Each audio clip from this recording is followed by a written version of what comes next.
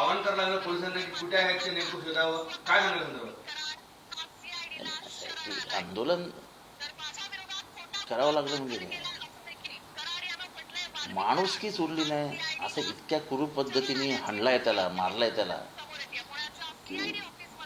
आणि स्वतः तर तो काय बोलतो वाल्मिक कराड, माझा काय संबंध बोलतो, माझा खंडणीतही संबंध नाही, खून तर दूरच राहिला. म्हणजे तो खुनाबद्दल काही बोलत नाही, उलट तो मोठा फिलॉसॉफर सारखा सांगतोय की ज्यांनी केलंय त्यांना शिक्षा झाली पाहिजे. मोठा फिलॉसॉफर आहे तो.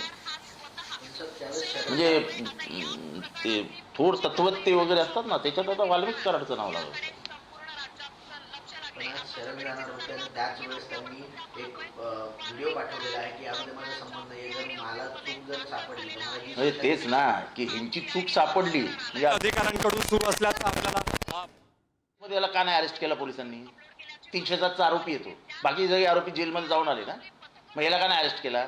आणि ज्या केस पोलीस स्टेशनला सरेंडर होतोय त्या केसमध्येच महाजन नावाचे इन्स्पेक्टर आहेत जे तुमचे त्या आंधळीच्या मर्डर केसमधले तपासी अधिकारी आहेत. हे असे संबंध जोडता येतात इथे बसून. आत्ता जे केसला अधिकारी आहेत त्यांनी त्याला मदत केलेली.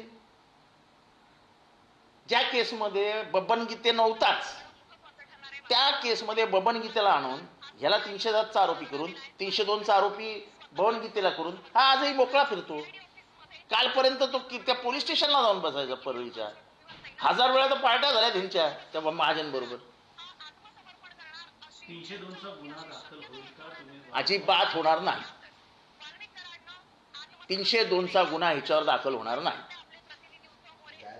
अरे वाचवण्याचा म्हणजे करण्यात आलेली आहे.